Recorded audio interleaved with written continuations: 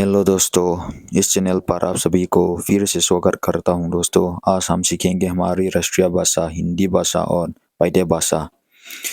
इस वीडियो बने रहे अंत तक। चलिए बिना देर किए इस वीडियो को शुरू करते हैं। गुजारिश गुजारिश ngetna गहराई वंग होम गंभीर गिमने gus lut guskar ludin gawa tan giraf mana omsa gandagi ninnem gari gari khat kya gianna gola barut thau tang thau vui gail liam gufai suang ko hom gher kwal गलत तरीके से अहिलो लमतगा गवाते रहिए मनस्वागी गे गानो लाते गाना ला गाने ला गुस्से लुंहांग गृह मंत्रालय इन सरकार कहियांग गांव हुआ गावनो हुआते गहरायो अवंग अहोमते घंटे दाकल गिनती खतनी थुम चा अबान बानासिम गेन थिलबेम पिंग पेंग गोरिया कोलगीत गला ngong गाल बियांग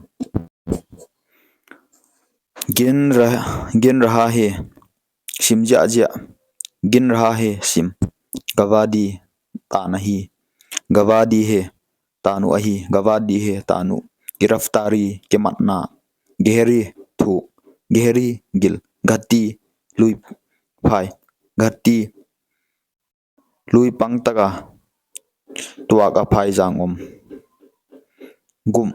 वाक गले ngong gonda samak gonda rhino chingpi gunghat puan khuk gunghat dial tak sasial na garib ghar se insung gen the apan insung gen the akwan gehere thu gehere gil gai bongpi gamala bela pak kikoi गलत तरीके से दिखलो तका हथियार वंजत हथियार याम है यानी वंजत हादसा थई खोलोवा तो आसिया हादसा थई खोलो थिलतुंग हरकत बंगयाम तिलखत ही ना हरकत ही हुमा ओमना हरकत बंगयाम तिलखत बोलना ले सेमना हर्रात जानतेंग हफ्ते काल इलादिया hotling iladia hiling hamla etek हाथी साइपी हर महीने खतेंगा हर जवान सिपाही तपत हवाई हमला हुई खुआ किदो किबॉल हुई खुआ हवाई हमला हुई खुआ सवाल किबॉल हवाधार हुई नुंहात हर दिन नितेंगा हर रोज नितेंगा हाथ खुद